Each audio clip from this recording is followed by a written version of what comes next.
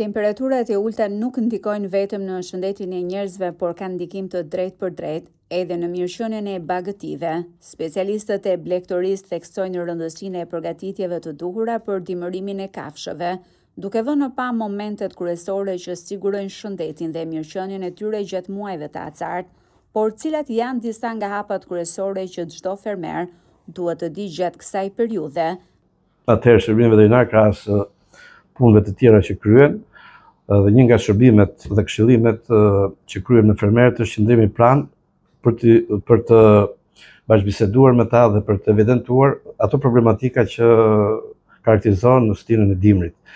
Kryesisht një vëmendje e shtuar është për të prosalindrit, të cilët ju krijojnë kushte të ngrohje përtej rrymave ajrore të ftohta, sigurimi i bazës ushqimore, sigurimi i ambienteve me material si kasht për të krijuar temperatura normale.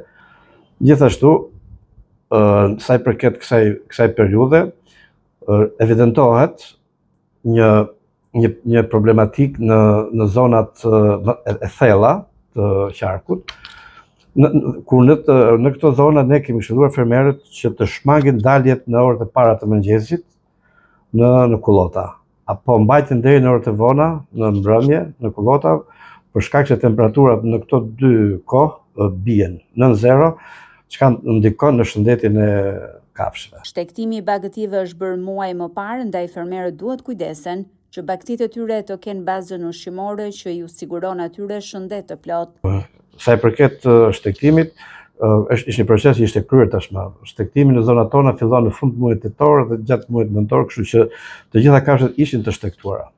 Në zonat malore, në kullotat malore nuk ishte bagëti. Ajri i ftohtë dhe i thatë i dimrit i përshtatet kafshëve, për aq kohë sa temperatura varion nga 4 deri në 12 gradë Celsius, pa u rritur lagështira dhe përqendrimi i gazrave të dëmshëm.